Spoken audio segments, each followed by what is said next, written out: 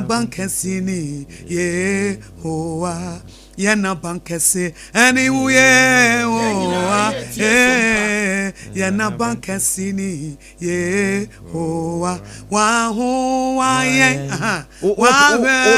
Yeso Yana bankesini Yehowa Wahowa ye Yeso Yana bankesini Yehowa Apam say uto jumbi say ya. You are making a declaration. You are decreeing things. No correct. You are making a declaration and you are decreeing things. Okay. Na say wo ka se Nyankopon ne wa bank se. No correct. Eni Yehowa. Na ono na hoahoa wo. Wono na hye wo so. Wa bank se eno no. Wono na wo kire no.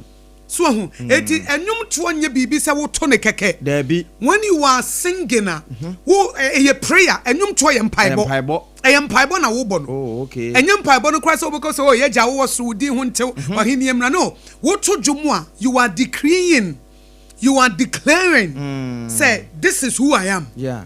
Ma bankese eni Yehowa. Yehowa ne ma bankese. Wono na hoahoa me, wono na hweme so. Eti say wo hwehwe me a, ji say wo ko Yehowa nchen. Say wo hwehwe me a, ji say wo ko Yesu Kristo nchen. Yes. Say wo hwehwe me a, ji say wo ko busa no ansa. Nti abasa na ni age. Mo evi say wono na so me, munti ya ye ntan todwom. Okay. Wo sine ma todwom. Wo dware a, o bathroom ho no, eya todwom. A spiritual weapon. Oh, okay. As you are bathing no, Yana bankesini Yehowa. Kana no musi edwara ye ntonyo. Dabi ye tonum ni nyame aye. Nyame wo baabi a wo bathroom ho nyame wo ho. Wo kitchen a wo ye aduane no todwom. Okay. Meto joma ma Jesus. Na wo to. Na odi twitwa odine. Ne nyina ntubo se wo de anigye bi na anu aduane no. Wo to dwom na wo de na se nhira bi bowura aduane nim. Wo kunu dia na wo ye nhira. Wo ma dia na wo ye nhira. Wo nso wo dia na wo ye nhira. Eti enne ba bia wo bia me encourage you say to dwom. Wo adwuma office to de bi kra no a na ba bia office ntini wo ntimi mie wa no. Eti na wo to wo trim.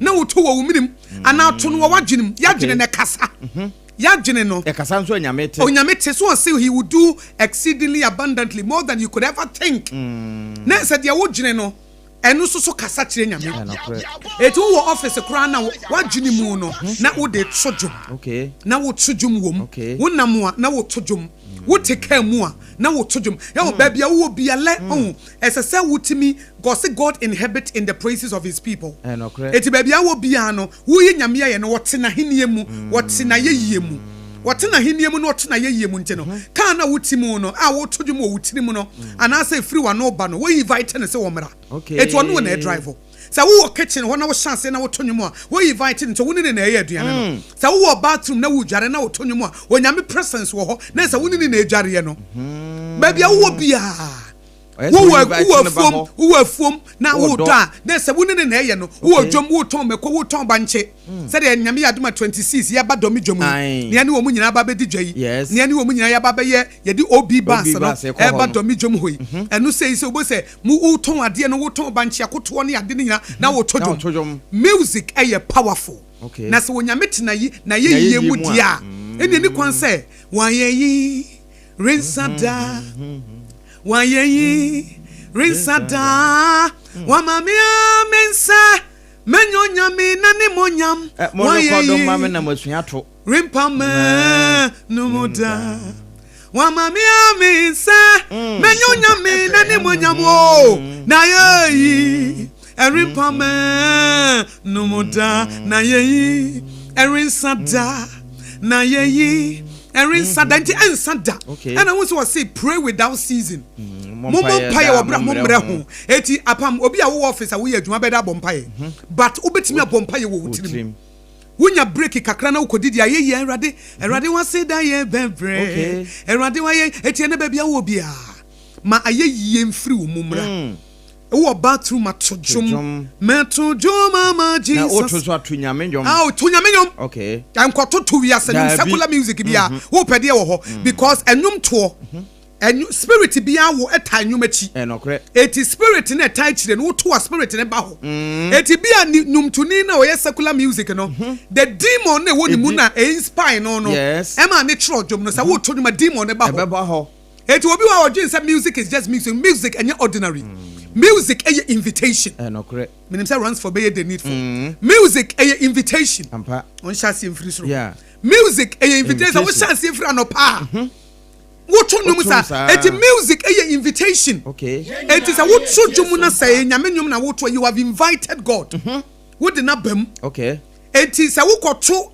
enum bi so nipa na oto ye no a demon na inspire no you have invited the demon etina da bia nyen won say da bia no wa depressed no because nipa na bia no wa depressed no choro job no the person was depressed when he wrote that song enwom bi ho tie kura na obi wo kura na bamu abu sambre no na abamubu spirit na spirit of discouragement ni bowura no that demon of discouragement no e bowura na afa wo choro jom eti won so the moment a wo to no wo be say wabamu abu but there were two why a bit say Adam Reku juma na to na no pay say wo to why yin sada Adam Reku he is filled with the Holy Spirit it you say we invited the Holy Spirit to come in it yes we say no pay wo tie music and ordinary a invitation what to you are decreeing things what to you are declaring things what to you are inviting the spirit that is behind the song and num to no nipa na dey inspire and you are inviting the spirit behind it it to jom papa ebema onyame wesane wona yeyiye mu na onyame so de se wonim se wo ba omakwa ma de nyina ni muami o ma de nyina ni muami imagine sa apam wa ba adwuma na wo hyehyɛ wo meko na wa hyehyɛ wo banche ana wa bie wo shop no provision shop no na wo bie no ma de nyina ni muami o Madinina ni mwamia, madinina ni mwamia, maensi miye. Edi na ebesi uye. Because abra wo be a shop no. Ejuma wo de sha say we de madinina ni mwamia. Ade nyina so be dia boa na ewie uye. Enwom to ye powerful, don't just think. A invitation. Spirit be na we invite na no pay. A demon and say Holy Spirit. Declaration be na we na no pay. E ya bamubu. And I say ya ye. Manyamin sane na ne throne room no on fa mesi wo shop ho amen on fa mesi wo kitchen ho on fa mesi wo bathroom ho on fa mesi wo bedroom ho on fa mesi baby a wo didwa no na wo behu na basa ene nanum nyam eti apam ye kan wo se pepsodent won chira won so pepsodent cavity fighter eno na no pe wo bi ye de betwitwe ne se wonim se pepsodent cavity fighter no wo de twitwe wo sia na che se wa anya wo ho abro anopa yi wo bi asom aboa ye wo 175 big family pack no ho 120 gram jakwa de no jakwa pack ye was 65 de na sa 12 gram de na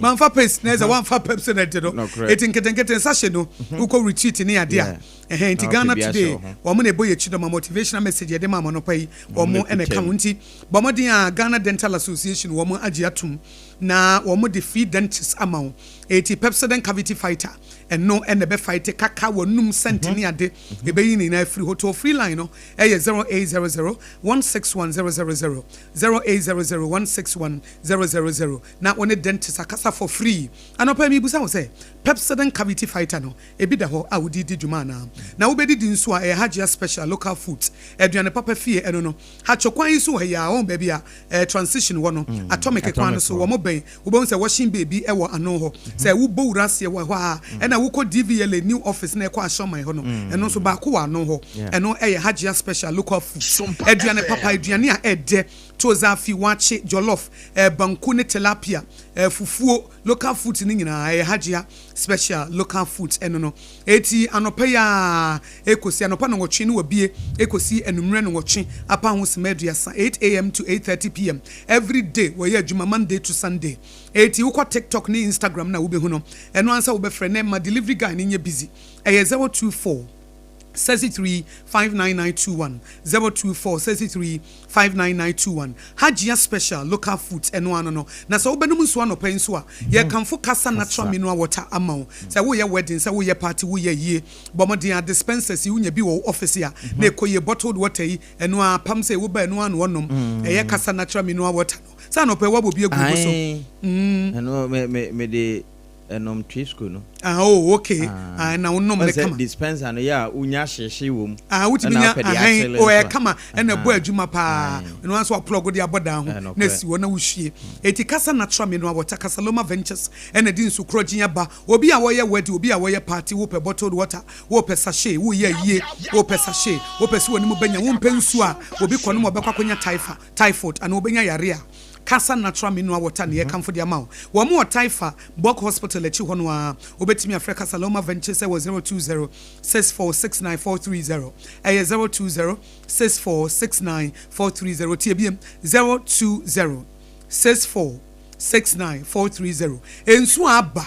I will be an speak radio presenters one more speakers in na kasa we kasa juma kasa natural mineral water ye die mo and now betimi afre 020 6469430 020 6469430 and a Promasidor Twisco energy food drink and no and we here no pay Twisco no delicious chocolate Ghana cocoa papa winapam Ghana ye cocoa no nyasam keto the whole world no na the best the best tino say ye de ye bibi ma wo wonim say wo de niam papa na egu nipadua delicious ne denso wo say wo ma ne pepper de wo dem wo na sa say babia me de asini ntiankasa okay one fancy baby o mo nsa nura be so be ban na konko ni da fom and just Twisco konkono o mra na o manasa sheni gugu fom o wa make kanuma bom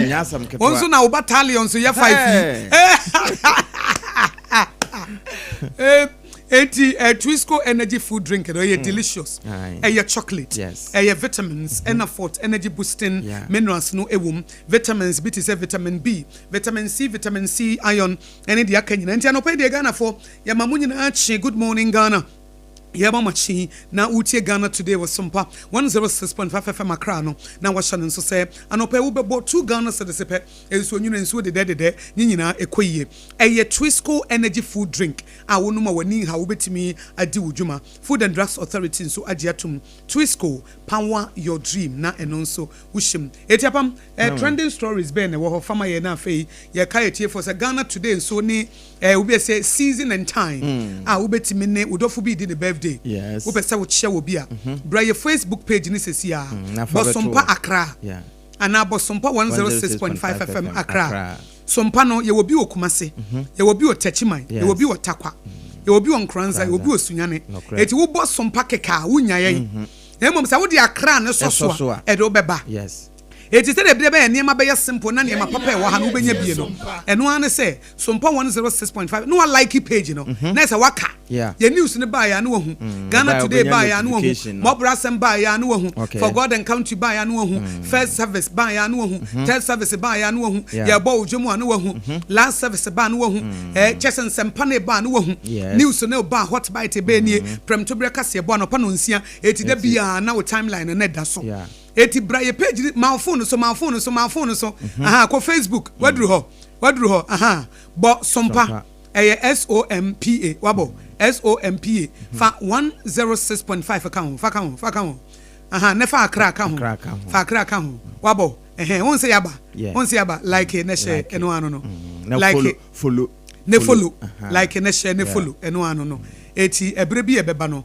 na wabanti braye page na se na udofo bi di ne birthday a wonso de aba na me ne apam anopa ya kenkan ma apam trending story nim se Sompa de trend e de biem na trend bi yo eno achi no na no na Yewura Sam George ka kire multi TV for se wo ma nye the needful ene e de bia sikabotini bi da wonti so a won betua ni nyina ye ho bo no na sesie wo ma keka won honemu wa magana se tie bia mi se Yewura Sam George be senya wo mo bio we DSTV Zimbabwe na wo mo we wo so wo matum e de free $13 e de $14 enti DSTV said de wo mo yo wo mo adwuma e wo Zimbabwe no enti bibi se wo se wo kɔ na atwen sere mienu sen ho ne ye kasa ba ko ye sidi dua ye nam musa ba ko aka na kyese Zimbabwe ye bibire mu ha die anhweye enkrofo yi die mpanimfo ka no anhwe ane wo mo ntie na wo mo asama ebo no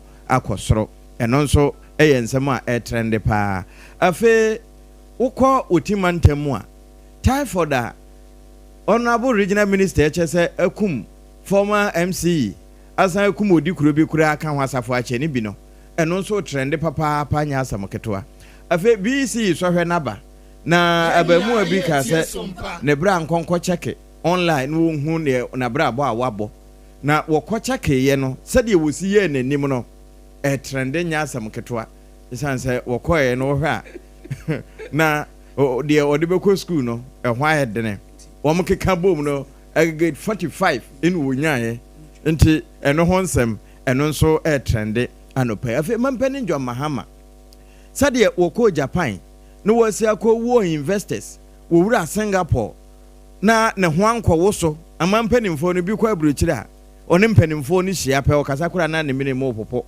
na no toto fomfom na zo mampani njo mahama wokɔ piem wo Singapore ene emu Japan enkra ne kyerɛ sɛ enepa papa fira kwantuo mu ba enepa be di akyire aba eno nso trend papa ya enye asamuwa ena afa benyiri eno savannah mantam ho ya nipa bi ati nananom wonse do enam atututu ho no eno nso trend papa ene ufa ba bia eguso ya ekoso na sade yesi eboso no wosono ma no nso trend esanse womo ena sese wonam ho apaso a eba flag bearership positions na ebinum atwetwetwe wo muti na womo num nsam a womo ka etom asi ahene ene atu ahene fo no ama womo trend papa titire Ewura Brand Champon ene Dr. Adaji Mahmoud Baomia ena Ewura Ken akompre kwa Japan enso ede enamo Ewura kwabena Japan so de ena mafa na Dr. Yewadutwim wono nso ne de enamo a enso trend anopai mame nese ese de enenemu a ye ka etifo se uba Sompa 106.5 FM akra no a ubetimi edu greetings aba na obi edi kande ne de abanti apa min widi udofo bi di ne birthday obese wo chia obi a na ni nyina wo de afa Sompa 106.5 FM akra na yenua ba ko ono de apa wonim se da bia obeba oba ye no a na ebuom eye na ekuamu aboate na ekuamu aboate de wo dom wasi good morning Akosua nhyira NPP candidate Solomon Kwame Esumedu ono na Akosua elections no obedi nkunim na in Anna Momudia Anna the memory of NS ya Kumi was what the special greetings Emma Ora Godfred Eyim aka Nana Ahenkan wo the good or say the golden boy inside Kede constituency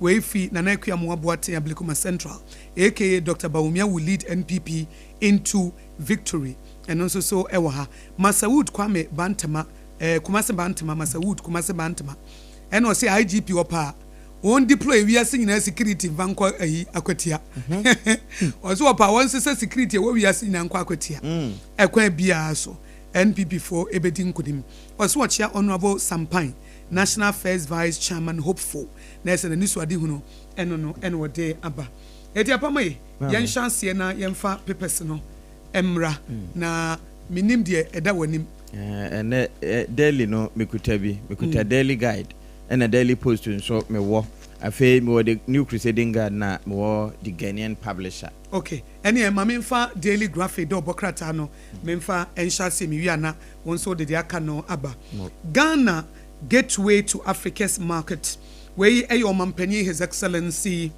John Dramani Mahama nsema wodi atudwe ne daily graphic do bokrata no ediaba Kester Aburam Kranche ediaba na wo chem se mampanyi kopie Singapore na Singapore no de to Singapore investors animu se wasra wo moda wo momra Ghana na Ghana de se wo pese wura African market nim wo bibia wo pese wo bibia wo pese wo di adwuma Ghana na eye gateway to Africa's market eto mo nyina mo twi ene trada na wo momra na wo ne ye meye adwuma na wo chem se Ghana de eye reliable gateway bibia wo wura woni sumri wo bibia wo wura na se wo bedi dwa wo ho beto wo bibia wo be investment betimi aboa wo eti wo mun take opportunity na efa sa international investment African Continental Free Trade Area no wo mu betimi edi aye adwuma omampanyi His Excellency John Dramani Mahama echiremu biem se wo hyenkitangudie ye fa ne South Corporation no Singapore fo nso di mutinteman no betimi aboa na wo de sansem nyina to dwabra soafo na trade officials corporate leaders ehyiaye ewo 8th Africa Singapore Business Forum enra eho no omampanyi His Excellency John Dramani Mahama de sansem itu dwa se braso se Singapore investors no omodi omani kire Ghana so omoba Africa dia Ghana ene kwampa no Ghana ne epono emu kire omu wuremu a ombetimi anya homfa so wei eye daily graphic de obokrata ene daily guide obokrata nso na mede to awosui na ekire kakra no wode wosono mana wo matwe wonti se flag bearership position no won mo penomfo ni aba betoa Adaji Mahmoud Baumia Dr. Belboni Afeyiwa Kennedy akompre kwa Japan Dr. Osaye Wadutwim Dr. Brian Champon de GTech nim no NFA Ira kwamna Japan wo mumfoni ene wo hai enu achi na wasande beto so se eba global peace index na Ghana yate asa abafom bio eno nso eda ha na wode pani na nimpa asekuru ni chense aponche hansi wosammu na wode na beto ase wakum wono a ne ba se wode kwa akwaji sikaduro anopei daily guide obokrata edi nimfoni na nimba sa bi eda ahaya ubenya ahwe nipa nwotwe a Ablekuma North yabo wo mu kwadu cement me ho ase atwe ne ti bra na aba 20 nkamu no ekoso no wo mo nso mfoni ene da akiri wei eye bra na mame hawa kumse ne ho kaye no enoa enti eno nso watwa ede aba afe National Lottery Authority for nso ni wonom so wode nhyehyɛ foforo bi app bi eba eno no beboa ma wo mo afanya nsakwan ne kwatikwan ebowura mu no etime etu wonom ase anope eno nso edaha ya yeboso ediama yetiefo na we de aban no wose nani abrepa se go sector no wobese sanemam ama woman no enye so mfaso eno daily guide de obokrata yo apam same to so na me the Ghanaian Times de obokrata na ba Ghana's most authoritative newspaper na the Odehyieba beto spread page hono krata fa to so dumiensa dumienu ene dumiensa se wonim se achimota ofanko nsamom kwan no yaka ho asem a yaka se kwan no adwumayefo a wo mutisa kwan no so bre omo opoku ase amasama ne mpotam ho nyina medie ho nyina ebre enam se de kwan no esitie nyame adom empanifo an nyame adom empanifo atie se contractor no waba kwan no so biem se waba eti ofanko nsawom kwan no se contractor no abaye Maripoma Enterprise Limited aye contractor no mo say after ebeye 8 months wo free so no say die wasan ababiem wo baba bedi djuma na aban amomo $77 million aban atua e de amomo after receiving payment of $77 million from government about 2 weeks ago by na watchim yenini and na ebepie say Maripoma Enterprise Limited en say sika no this ka say 6 weeks impo I no mo fanya ba mo chem say be 2 weeks ni en no mo nsa e kan sika nti mo nsa kenti no mo achase amene say wo hwe the Ghanaian Times the obokrata no a wo bo hu the Ghanaian Times say wo dru ho no wo hu say ekwan no say gidi pa wo mo de niema bulldozers ni ade ababa big construction works no ewo fanko insawom kwa no so progressing steadily into omo ye megide se beboa ama nipa na omo tete no omo hu se de kwan no omo suye no empanifo atie a omo ye ho adwuma wei eye the Ghanaian Times, Ghana's most authoritative newspaper.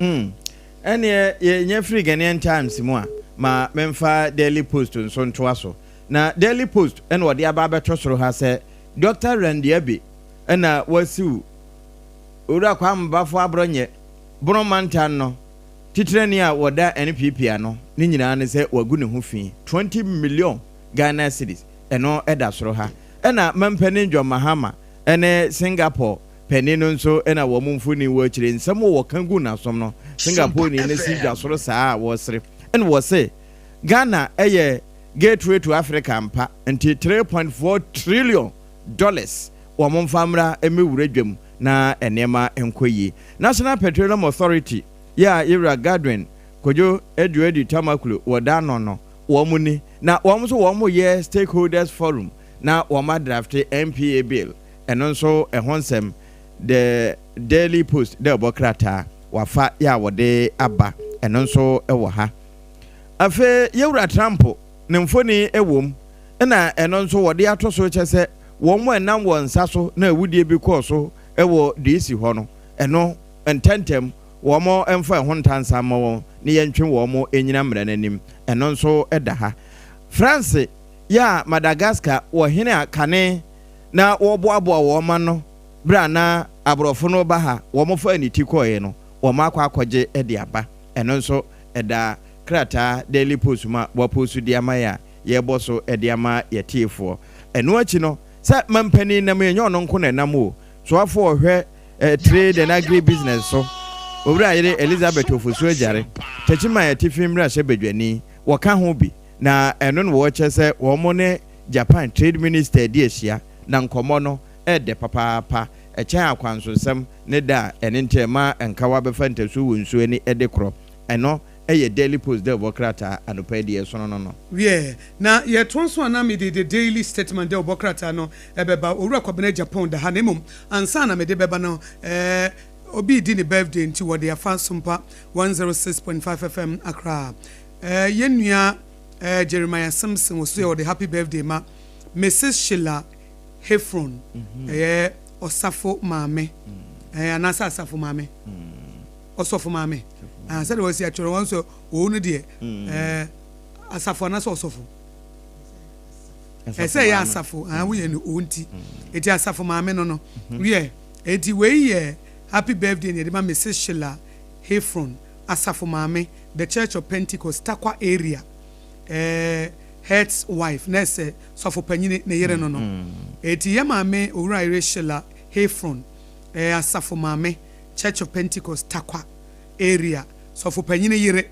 baby awo bia ye ma wotin kwa na yesre nyame nhira ne bambo ede maw enti we free wankasa wo ba Jeremiah Simpson eho eno de ma Mrs. Sheila Hefron Asafo Mame Church of Pentecost Takwa area sofo panyi ne yere eno no onyame nhira wona wonye wo kese ye to anso biemu a na Fido Mensa was here the Asadama Chedi ampo Nyankopon and on your Facebook page Sompa 106.5 FM Accra one day FI and was say onyame nhira Elder Justice Nyazu woni abusua ni nyina we fi Fido Mensa or say give thanks to the Lord Jesus Christ amen and also onyame nhira Elder Justice Nyanzu I was saying onyame nhira de mano and na no achi nyimedu Najisco nyimedu Najisco said good morning or the ma triple A man and ma minshira was say what a handsome and a beautiful crew you deserved pictures this morning wait for me I'm coming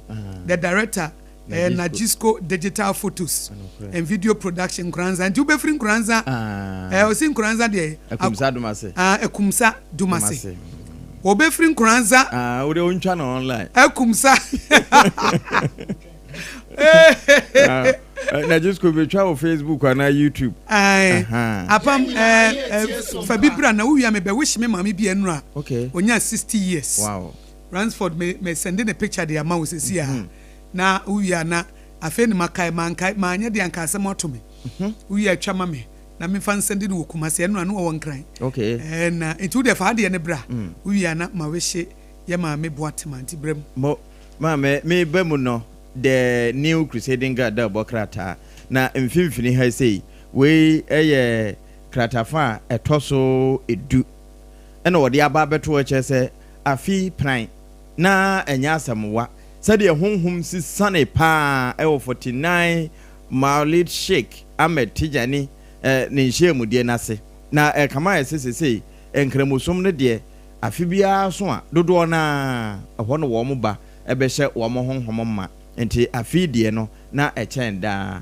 anopai krata no atwa ya wode aba eno nso na ye boso ede ama yetiefo na the new crusading guard no akire na wode ka ne number ye bi 2636 number 16 wode aba beto a enti bi fo o kai say na tiede ne ka ho na sremanti fi wo ma sese no kra ni nyina ye nipa numu a wo moti nananam wo nsedo e Gonjaland na mentemo ho ase a atweneti wo Savannah mantemo no eno na ye boso ede ama atiefo no wo se bi nyiri adane te sense amanfo kuro wo anoma kura wo hwehwe na wo hu no eno ho asem eno no eda ha eno achi wo hwe ase ho nso a god na sarebedi akon ena ekasai wo se sa tiktokers ne journalist bi no a ye so wo mo pan echi no won de wo mfa so bo mo bia wo de bo mampanin eno nso eda ha ya ye bo so e wo de new crusading god abokrata mu e de ama ye tiefo a wo mutie osompa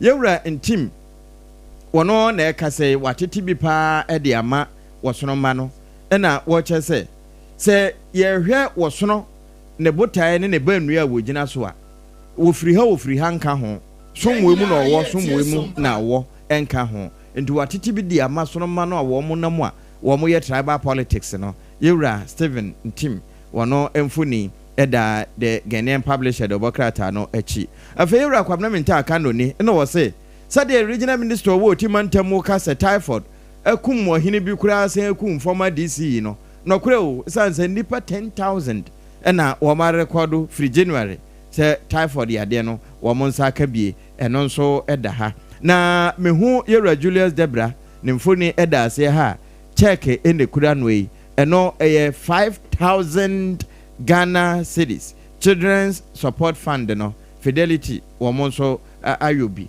ya anopay the Ghanaian publisher wo boso enti obetumi akọ yo apam mamimfa a special happy birthday eye 60th happy birthday okay next wenye mfie adusia emma miankasa me maame aye friend no ma Aboatema na ne din pa ye Mrs Comfortopon oh okay I read we Pentecost ni na Church of Pentecost Opanyi Kwasipon elder Kwasipon Kwasipon company limited ye dia say what Kwasipon company limited woton adansie ho niema ono nso ne nua ene nana kejesi nokre eti omo ye nuafo mu nyina aton adansie ho niema mema na ewo mu no nti yankase papa Kwasipon ne yere won na ware obi besie the wife of my youth or ware at a very young age omo nyina ye young no omo ware no omo sha abrabo ase na mrante bire mu ye omo sha abrabo ase sa abre na me papa na oton atere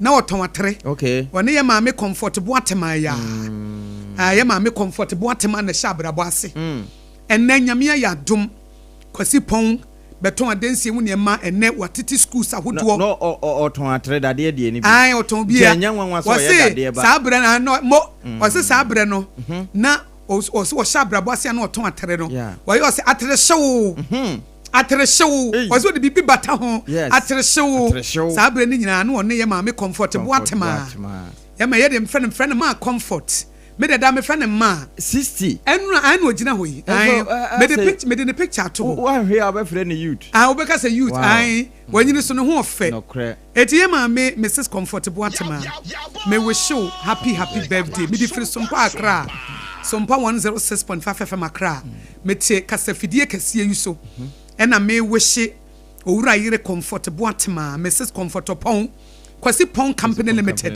the wife of his youth the wife of his youth ama Aboatema na ye defre wo ma mi wo ye nhira wonim se ebra na me wo KN University sabre no na me free nkran kokumase me kwa a wona na ma me ba bi da wow e ma maduane di ye ma me Comfortable atema a me di ne picture ato ho ya o manfo ohwe eti me menye boni aye me kan ne pa enti me tee se wonya 60 years am Mrs Comfortable me be wish you well wo ye nipa ni fie o entertain awoho nokre awoho na omo sum no ni maid fo no kra wo hu anka so ye maid wo hu so ye maid enkwala o mafa ne nsem ebi anyinyina ware kọ nokre maame Aboatema 60th birthday oba pa Mrs Comfortopon wo ya min hira wate amen wo ma nkwatenten ampomdin wom nokre onfo atamfo nhye wo nase amen watamfo nya wo da your forehead will be stronger than your enemies. Omuma be din asen watamfo mo ubenyini e wo ahoden mu ni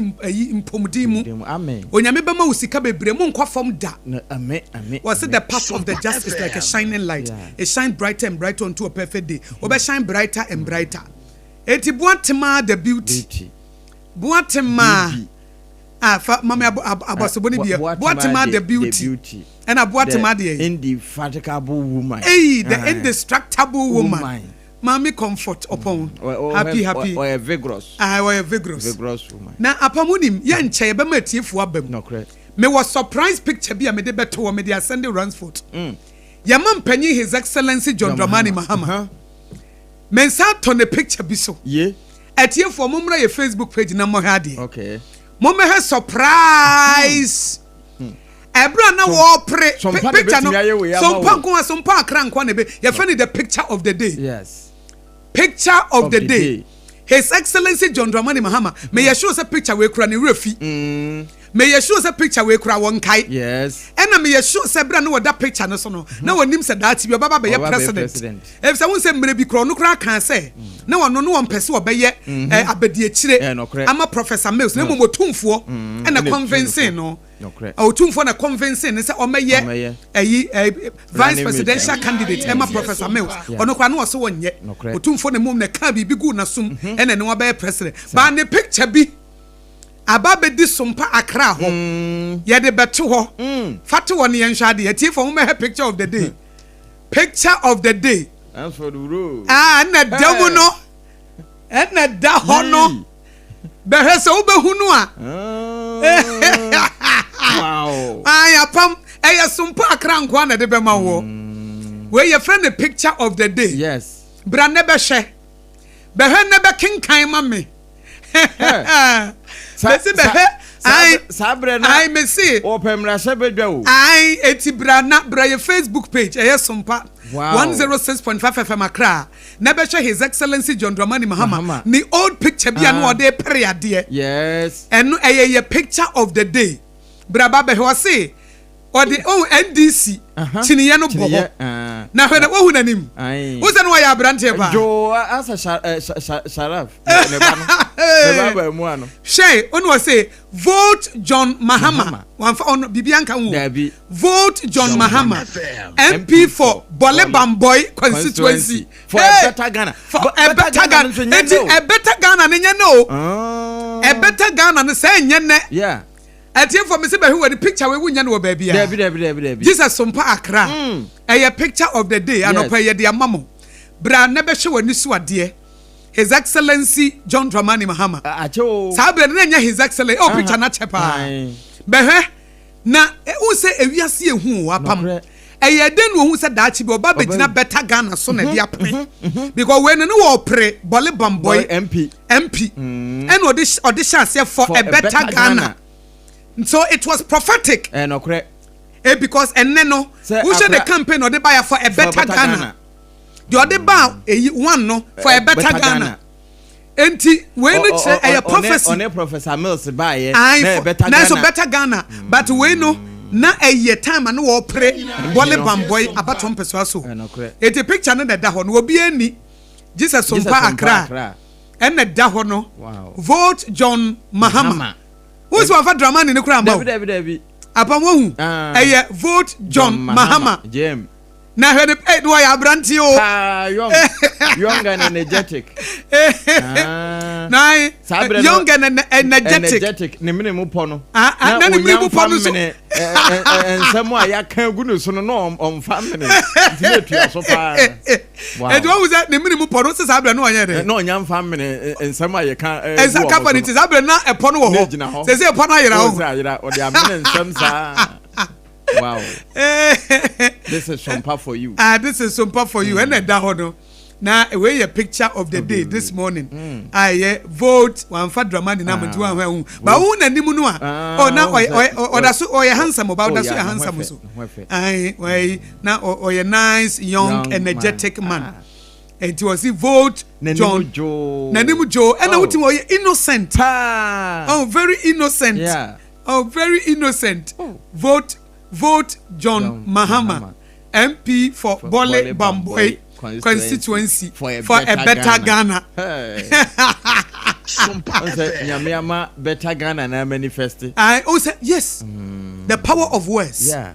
The power of the spoken word. Okay. And the power of the written word. One he wrote this long time ago. Ebra na wo pre so obeye mrehye medwani wo Bolebamboy abatom peso. Eti apam we the picture of the day. What is a won penasem kura behwe. Ai. Se won pe na asem kura behwe. It can be a message. A message. Also, a for a better Ghana. Yeah. It should be say sometime project into the future. No correct.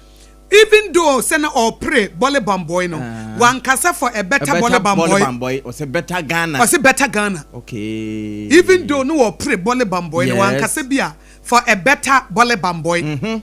But for a better Ghana.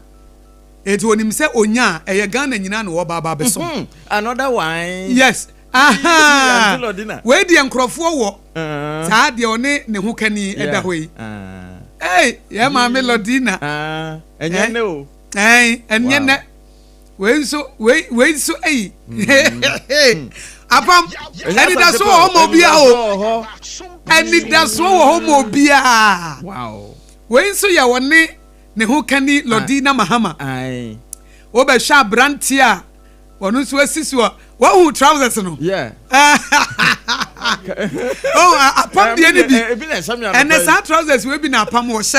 Wow. Apam trousers ni bi. Okay. And na e she no. My president trousers. Aye. And na ye maame. Ye maame so. Oya boko. No de ne sa o ma di odo a chew. So o ma ware 33 years. Aye, o ma ware 33 years. Oma wari 33 years. Oma wari ya che. Still fresh and brand new. Eti ena de the picture of the day ebre. Eti apam ye ma tie for mrem. Na omo ne ye mekọ na kra na. Aha Sompa 106.5 FM Accra. Ye lines ye di ye adwuma no. Eye 0260196064. Eye 0260196064 and 0260196065. Hello. Hello. Ajani moniye. Amia. Aja, ya mo akwa ba. Be mo juma na no pe. Ejuma da se. Advance election kan Yankopa ma de party. We Bie na no pe. Mo ye da se. Ye da na se. Yo ano pe me saka wo die. Sompa FM. Na me show na me chia ba champion. Na me chia income national chairman. Bi kan kam wo. Na kei. Once one national organizer and head ya Africa for woman national organizer. Picture ma nyefe. Who's one her picture na nyefe? Oh nyefe. I didn't na picture na nyefe jani mo. Oh na picture we dey nyefe. I didn't na nyefe. What I na na do here. Oh, beti ase ba se we no tie o tie. Who say who dey shut time na now dey shut na. Jani mo. Ya si wuchiro kwadua. Na wa yi ni mirika. Who say na ya kaso ya brantie pa. Who say se we ha. Na ye dey jani mo ne ye dey man ni da so say who say sa bre no. Or say vote John Mahama. MP for Bole Bamboy and no try for a better Ghana. One say even though say na we pray Bole Bamboy no. One kasa for a better Bole Bamboy. But me kasa was speaking into the future. Ejani mono no. Kawasa na me nya okwan. Ejani mo. Ejani why we mo people from yo, hello. Beme na mi patche fra we say. Bia me dis ya made nyina Akosua Aboagye. Beme na. Wade nyina orobon kwasibu ate live from Kantamanto market. Akwasibu ate. We dey Sundays born so dey nyame ni we akwasi na me so me ya Akosua. E na Kantamanto so we dey Sompa agye ba bia. Me say Sompa. Say ayi. Me ti opa. Enra ana yebia no e ceremony e fi kede bonyango fa se na dawroma e jare hye no back e se wani nta o ka kire sanyes ene Kantamanto ayefe papa ene ye obi bas ne ye beba ho Kantamanto ye beba Kantamanto pa yo mame ko ba bebre mintie wa yo me ko ba ni wa obatam pa kumsin oba woman organizer they will can go to a national chairman and a bracham ton or no MP before dinner back to be too franca and then be by or pacho or Canada and so ya didn't want the volunteer. Yajina one year. Sompa FM. Akosua by election. My back, and if I back, we are one people with a common destiny. Become a jacker, my grandma. Mammy. Yɛnkɔ ɔkoro yɛ na me de me hunu sɛ yɛ nua no ma yɛ di bere fo papa Never power chawadi, what not to tell what parliament. Back up, can be a damn mamma. And oh, my Mate ya chakanta mantufu nyina mensa saba no interest wa ha na emo menko de waba homa so hello. Hello, good morning. Good morning, Bemena. Na me patwe fra say na frefi. The evangelist what is waiting. Evangelist frefi. It's frefi asalaja. Yo asalaja. Sompa mpacho yenko anopa yetie. I'm about to bibi. There be a brother or if you that them no your friend if you that them what I can't say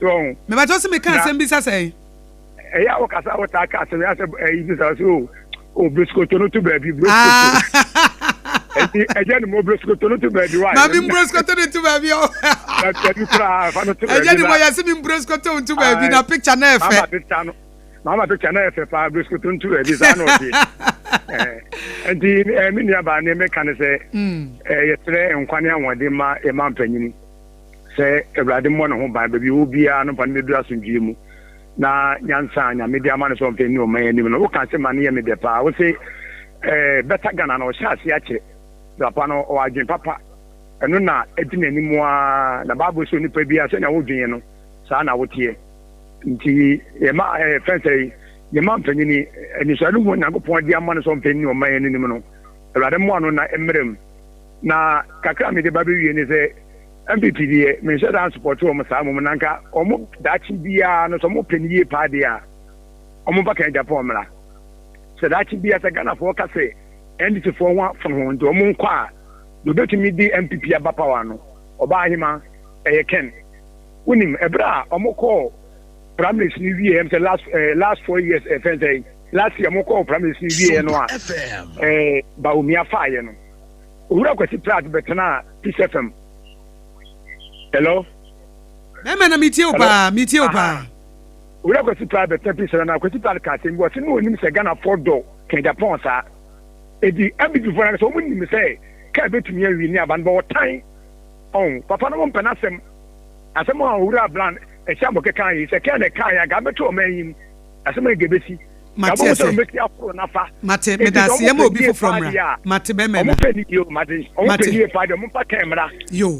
yenso ye da se pa me mo obi from ra hello auntie Akosua be me na Jagoza mbacho na ho ye de original pa odi hu hia wo auntie Akosua original pa ndi hu hia me chia pa wa no be auntie Akosua mo wa ye fe pa ye da se nyame gusu e hira ye oh nyame Ewurade be ye mo kase na pa no top no so fata no se do sia tutu say obe pie nkran ha de say enkranza no wayi nkranza na to ba bi o jayo say we ya cra boy ye da pa obo nkran live original po yenko ede nyame ase anda gwaza me ka je ni mu se yura mama bija odi ba tu me kwa me chakura to me fun yeso o hwe o mu se o hwe papa bija odi da wata atem no dia o papa na ho ofa ni fitete na ho ofa ni fitete o fitete ana fitete na so ka se ye fa ko pe e di e hwe yura na na do di e hwe o we nu nyina ye de tutu na na do di o ye vando to omu krasa omu age ni kranye the same enye the same ga de na wotimi da kwa akototo am na ye original yenko 1 minute and Akosua me kan bi say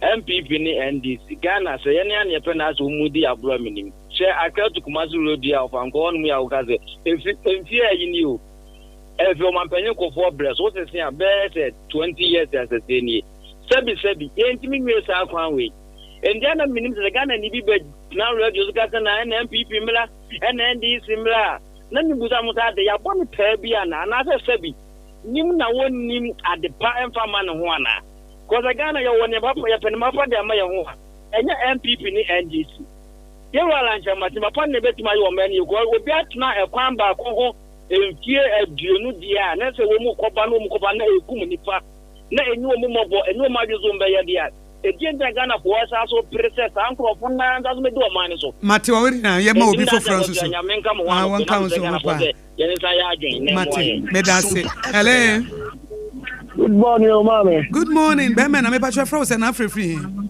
Ato gadi sa stragia roda ni me sa free techima sompa me pa chwe yenko 1 minute Bono East yo mama ye da ma si aduma mo boma Ghana man Anope maminti ami papa chairman Musa Santi, GPRT regional chairman. Ena me organizer ali. Ena incoming national organizer Moses Abo.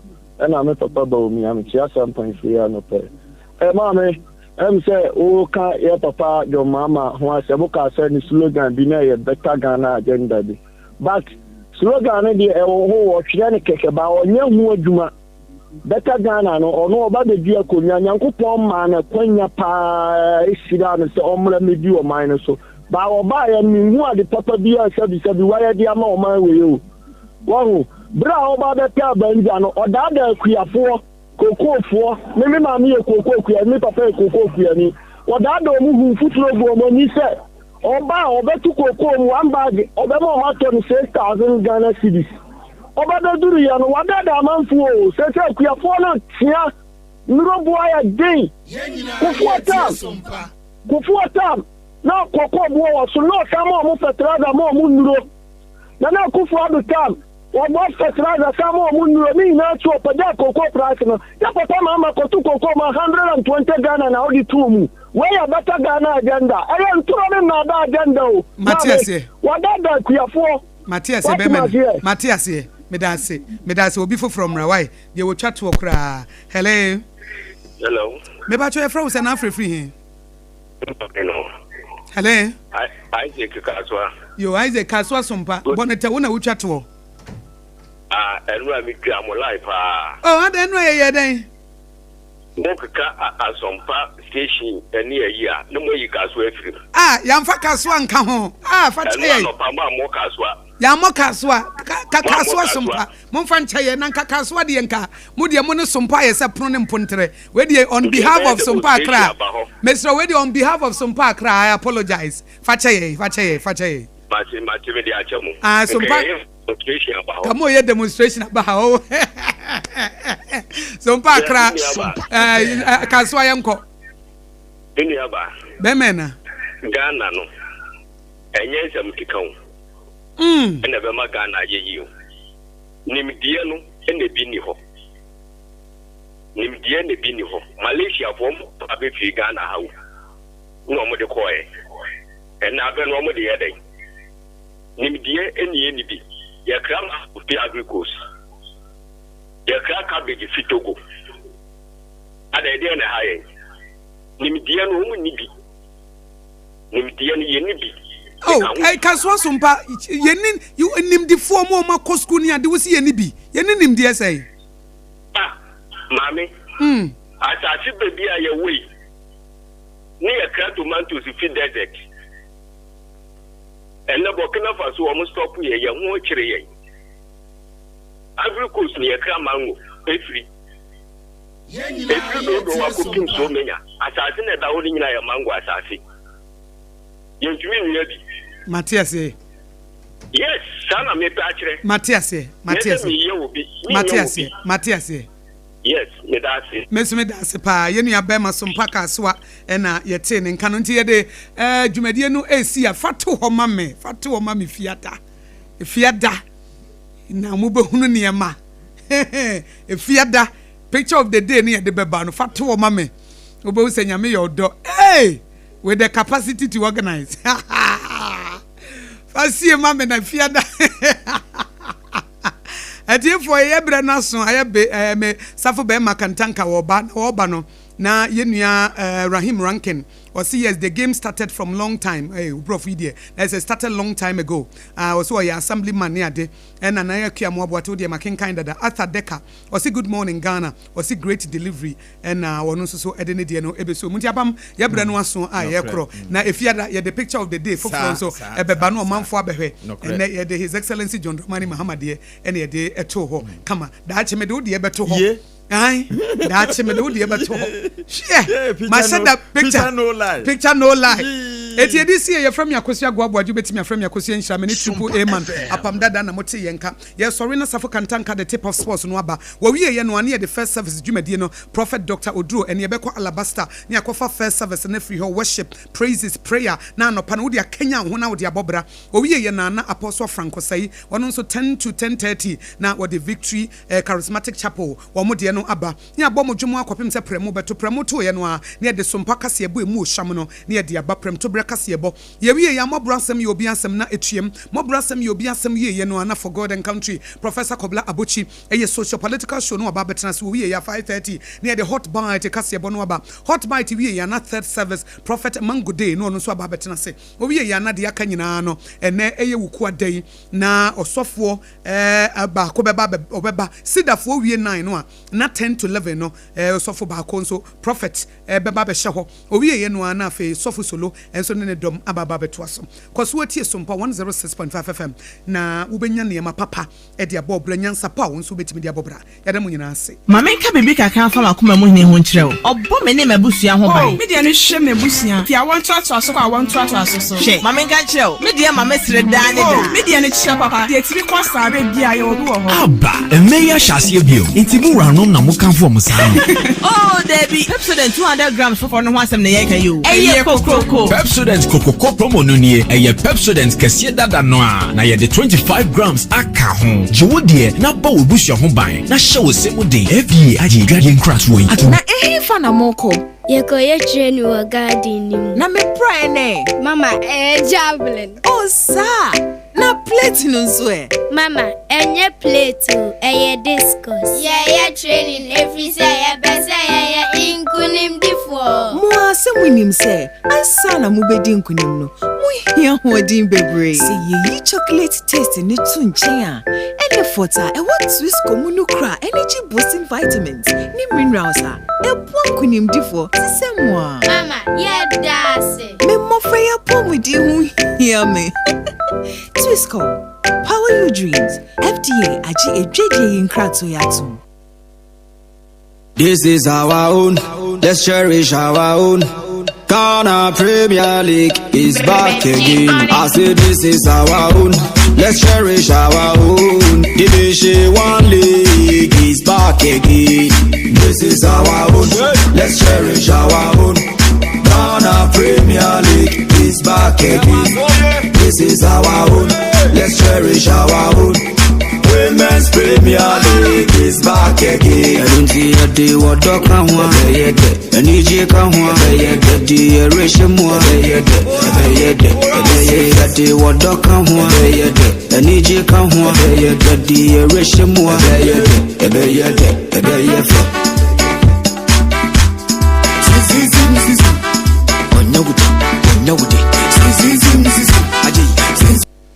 Okay, abraso said I would do some at 12 so if you sabe copy send no watwe ebabon sampi ena no paya boa no a yere mu sam ebre na tifo awo dwumadie no so ntino uli ba bia akọ Sompa 106.5 FM so ene na anopa dwumadie sabe ya odene bedi uti akasa menu awota eken ho bi anopa na eda awude mu sam eba na yete ne se me pato we no eyensu papa abel dwaman so so ho entiko ene kwaje de mu amutunton so enso abontene me pa cho mu nko na mu konkwaji bi na mu nto na mu tonsu papa enfa ma omanfo so we ne nso we no eboa eyifin bia enso da fi uni padua no me no wachi no ja ye wedding birthday party sawodo ni nyina no eye kasa mnura wata ene de serve ahoho enko fi yare fofo bia emfa emre so nsubo no akono ma na sa akofi yare fofo ne da abiri padua da bi kasa mnura wata enso entisa 0206469430 anope oke hu bi ne da wudemu sem eba secure sanitary pad yes emrantia no mokwa montia na majibi na mode abram kan twa se bia bosom ya kontu no bibia nso betima akokama enso ede ama montime semo ema ne nyina no monso monyibi na bibia nso entim enye kama midimo fa ba center Dr. Time da so aso yara ne fabre haron fabre nto so no ntu ase emfa wana bibia so entim enye kama stroke na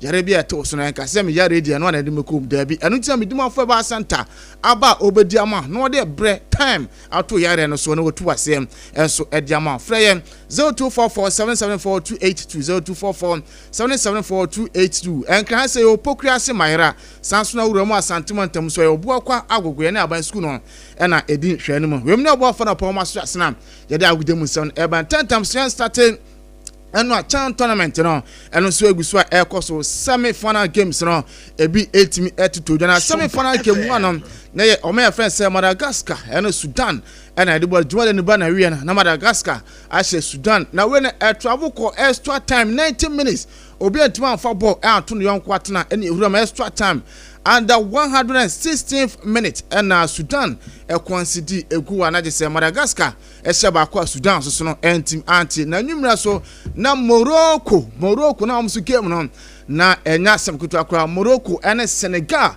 masa na enya sem kutu akra game na no hye pa we bo na net ze Morocco goalkeeper no ayi na Senegal na se Morocco force abo na Senegal goalkeeper no so ayi na chese na anu game no na anu hye papa na mo 90 minutes ne pa na we no na Morocco ase bakwa na chese Senegal enso antimati grand finale beba so Kasarani Sports Stadium no ewo Kenya 30th of August na kupia do memenda ya na Jubaden ba na we ye enti Morocco ana Madagascar ena ebabo na mama stadium no me de atum Kasarani Sports Stadium no baby abobo chan tournament grand finale no me patronate stadium no yes inside ni enya asam keto akwanti mu amwo Facebook no monko na monko hwebi enya asam keto akwa stadium we Kenya o Ghana aha enti Kasarani Sports Stadium ho ena be hosi aye chan tournament no grand finale era Madagascar ene omefanse Morocco ena bo third place no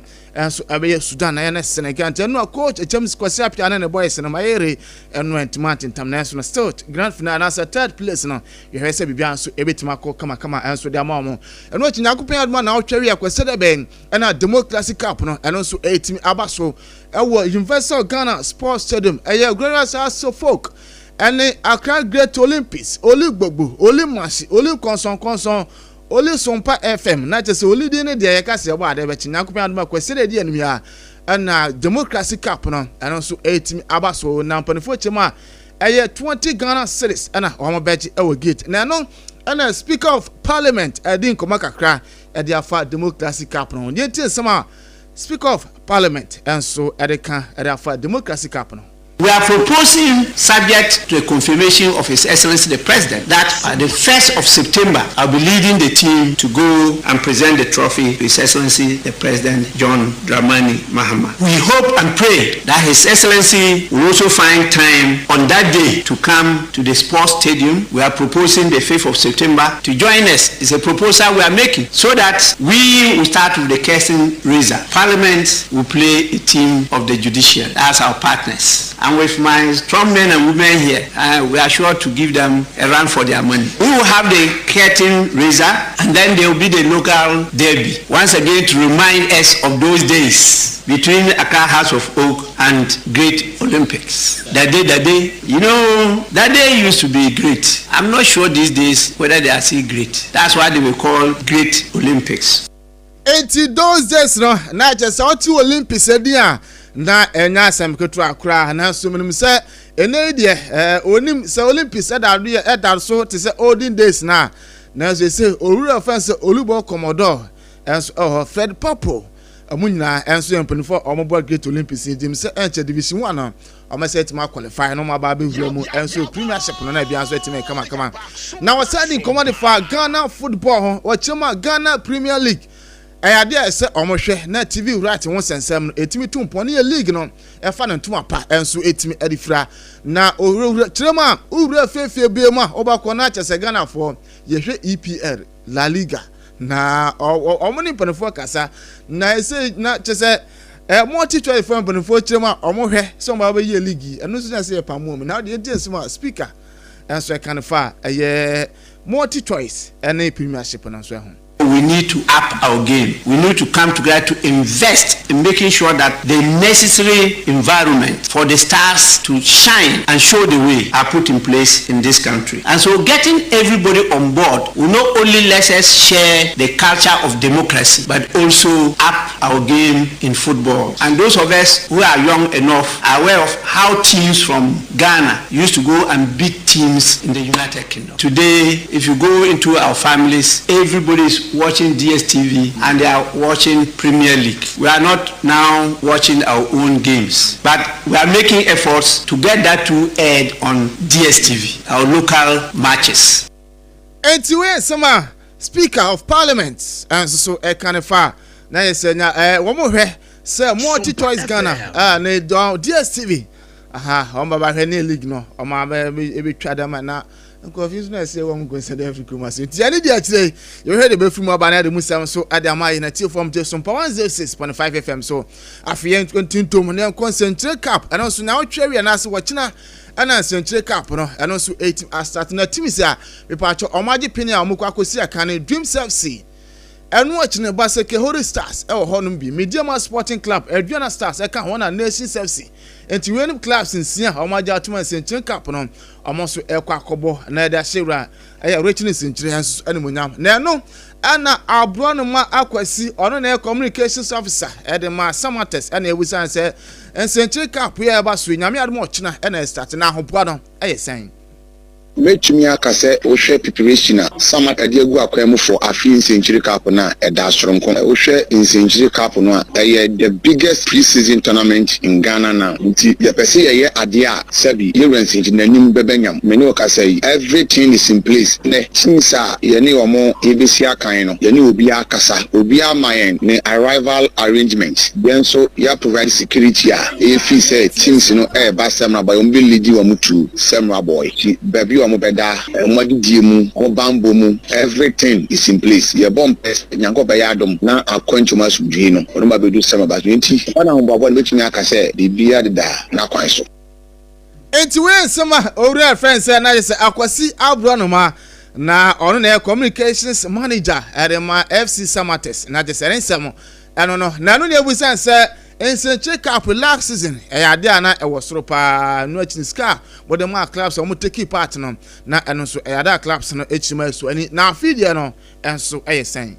In fact, Samates company teams na urban no transportation from baby a team via free bus boy Samates company na fa baby o mo beda Samates company na FF15 eye o chena ukuada teams ni bedu kwasi ada Samates na fa hoka o mo anu aduane Samates na fa hoka o mo bambo Samates na fa hoka we are trophy esi so medal enso e wo so na crash ice e wo you were century esi o pese cash na nkopon ya adoma fiada ebe na obetu sika o de to suni Amu say, in fact, teams need your money. Nemo said that supporters need to tap for Nina. I may add Fiada, no Baba Bontain. Ama, you say, Sikasi and OD first of Benya, second of your Ted of Benya. In fact, last year, more mobile, or more mobile, in fact, or money jeep and Sikana, that's no more to say, you are saying, you say Sikana, then, Akosua. Make me say, there's a cash prize, trophy, and medal, and I may add my first, second, third. I say, you never to me Akosua, it's in tournament.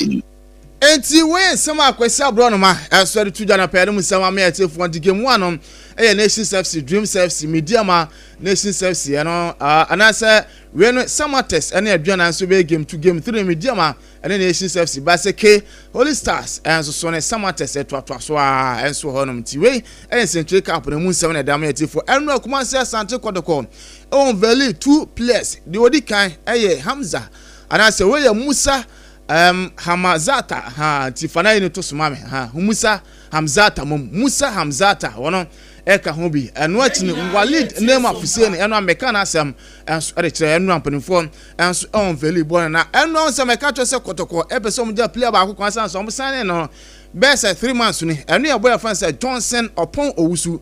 Now, bueno, demanding sika nyina na mpanfo so chirema 3 months salary and I'm so my compensating into way the film but no Walid name of Hussein signing Edema Kumasi Asante Kotoko no wodi nkomo kakra sei.